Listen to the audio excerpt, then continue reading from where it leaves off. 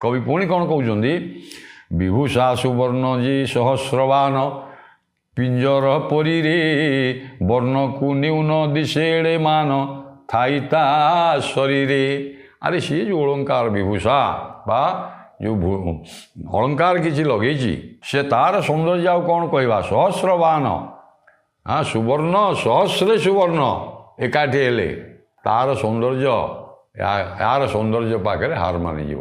जो अलंकार लगे ये सहस्र जदि से लगे था ताले से सुनार अलंकार गुड़ाक या देह को शोभा पाऊनी। पिंजर गोटे शब्द देले पिंजर बोले पित्तल